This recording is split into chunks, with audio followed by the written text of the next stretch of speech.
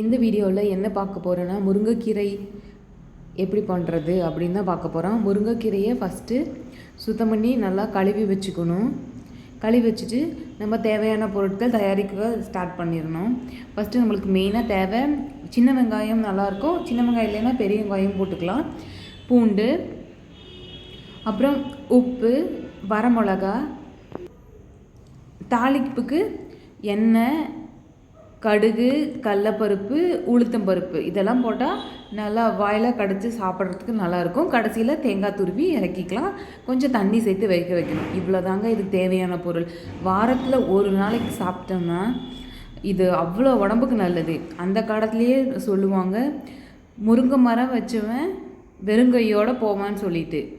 வயசானாலும் அப்படின்னா என்ன அர்த்தம்னா, வயசானாலும் குச்சி இல்லாமல் நம்ம நடக்கலாம். முருங்கைக்கீரையை கண்டிப்பாக தொடர்ந்து சாப்பிட்டுட்டு வந்தா. இப்போது நார்மலாக நம்ம காய் எப்படி வணக்கிறோமோ அப்படி தான் வணக்க போகிறோம். இது எதுவுமே அவ்வளோ டிஃபிகல்ட்டும் கிடையாது. ஈஸியாக நம்ம செஞ்சிடலாம். இதில் அவ்வளோ சத்து இருக்குது.